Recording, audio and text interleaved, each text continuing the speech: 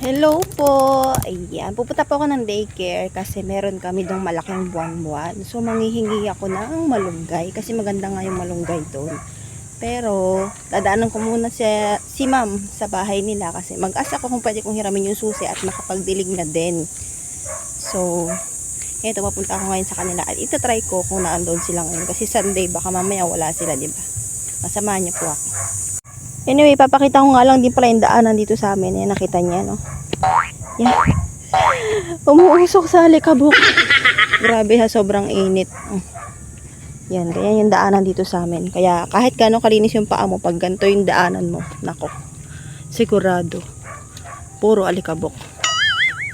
Ayan, at nakuha ko na nga po yung susi. Hindi na ako nakapag-video kasi nahiya ako. Nahiya akong kumatok kay mami. Sabi niya, ba't hindi ako nagtatawag? So, ayan, ngayon, papunta ako ng daycare.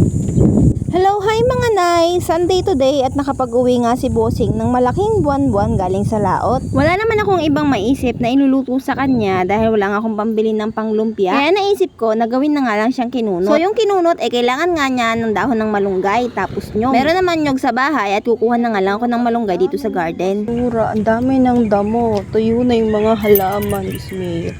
Wala kasi kaming pasok. So ayan.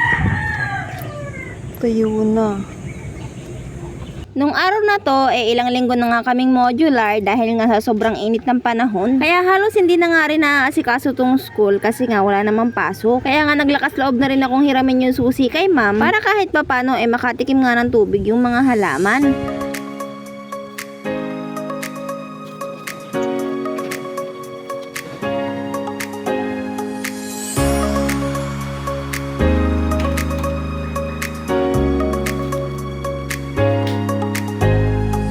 Siyempre, pagkapasok ko, ang unang-una ko ang kinuha ay yung hose para nga sa pagdidilig. Kasi nga, yun talaga yung pinaka-purpose ko. Kaya ko nga hiniram yung susi kay ma'am. At nung makita ko nga rin yung mga halaman, Diyos mio, talaga namang natutuyo na sobrang init. Itong hose nga pala na to, ay pinapalusot ko nga lang sa bintana ng kusina para nga umabot siya dun sa aking dinidiligan. 3 meters lang kasi ito nabili ni ma'am, kaya saktong-sakto lang to dito sa my garden. Hindi ko nga siya nagagamit dun sa harap at dito nga lang siya nagagamit sa likod. Ganyan nga lang ang ginagawa ko, nilulusot ko lang siya sa bintana, tapos dinediretso ko na siya sa gripo. Pinasok ko nga pala yung dulo niyan para magkasya sa doon sa bunganga ng gripo. At dahil sa tagal ng paggamit, nabitak na nga yung dulo ng hose. Kaya naman, pagkatapos ko nga siyang isok-sok doon sa may gripo, tinatalian ko nga siya ng interior. Kapag kasi hindi siya nilagyan ng alalay na interior, natatanggal nga yung hose, naandun pa ako sa likod. Alangan naman kada tanggal, babalikan ko pa siya. Diba nakakapagod naman yun? At nung maayos at mabuksan ko nga siya, hinayaan ko nga lang siyang tumutulo at umaagos doon para nga mabasang-basa yung lupa. Kumbaga sabi pa ni ma'am sa akin, lunurin ko na nga daw kasi nga susunod na mga araw wala na namang magdidilig dahil nga walang pasok. At habang nakabukas nga yung gripo kinuha ko na nga rin tong walis tingting at daspan at magbabawas nga ako ng kalat sa labas. Medyo marami na rin nga kasing naglipa ang mga dahon at saka mga plastic. Ang pangit naman tignan kung nagdilig na ako hindi pa ako nagwalis. Ano yun? Plastic ang mata, walang nakita.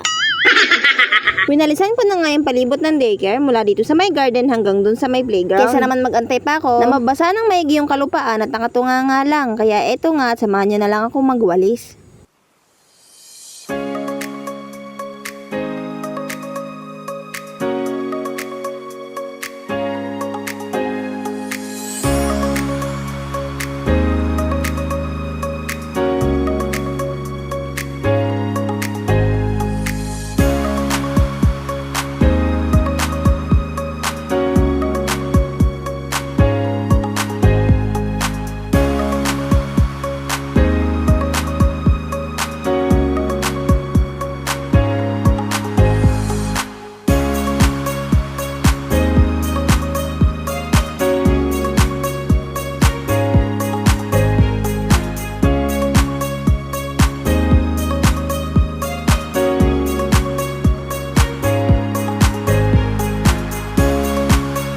At nung matapos ko nga yung aking walisin, dumiretso naman nga ako dito sa garden para tignan kung nabasa na nga yung lupa. Nang dahil kasi sa sobrang init, sobrang tuyong-tuyo nga yung lupa. Kaya yung tubig, ina-absorb nga lang ng lupa at hindi siya masyadong kumakalat ng ganun kabilis. Hindi katulad kapag dati nang basa yung lupa, di ba parang nagpuputi. Ito naman, lumulubog nga lang sa ilalim yung mga tubig. At habang binabasa ko nga yung kabuuan ng aking dinidiligan, nanguha na nga rin ako ng aking pakay at ito nga yung mga malunggay. Nagpuputol ko na nga yung mga sanga nito para nga magtalbo siya ng panibago panibago at maging maganda yung kanyang tubo. Karamihan kasi ng mga nangunguha dito ay kinukuha nga lang yung mga magagandang dahon tapos iniiwan nila yung mga talbos. Kapag ganun kasi ay gumugulang lang yung sanga at hindi nga siya nagtatalbos ng panibago at maganda. So wala ka rin makukuha magandang dahon kapag hindi nga siya nagtalbos ng maganda. Kaya yung kinuha ko ay yung pinakatalbos na nga at yung mga natirang magagandang dahon dahil yung pinakasanga ng malunggay ay wala nang kadahon-dahon at ang natira na lang ay yung mga talbos. At dahil hindi nga lang kami yung nangunguha dito sa garden, eh, hindi naman namin masabihan lahat ng nangunguha dahil karamihan ay yung taga dito lang din. Mas maganda nga sana kung puputulin na lang nila yung sanga para nga magtalbos siya ng panibago at mas marami. Pero kung gusto niya naman siyang mamunga, eh pwede niya namang patubuin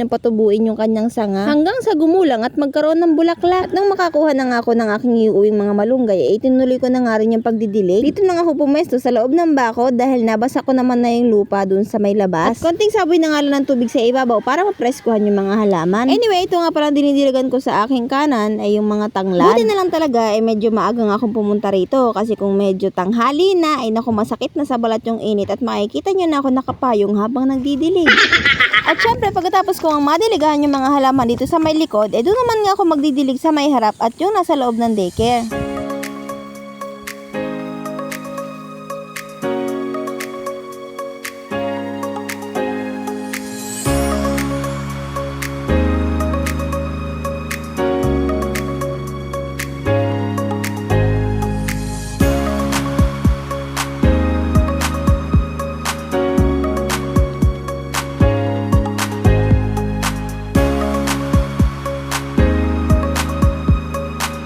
At pagkatapos ko nga magdilig, syempre, hindi dapat kalimutan yung hose. Nung nakaraan kasi nakalimutan ko yung hose sa labas. Double check pa nga ni mama, tinanong ko na ipasok ko nga daw yun. At oo naman ang sagot ko, eto nga tinagay ko na nga rin sa bag yung aking mga malunggay at ako'y pauwi na. Hindi ko na rin na-film lahat dahil nga na-empty bat na yung cellphone ko. Kaya hanggang dito na nga lang po muna ang aking video. Thank you for watching!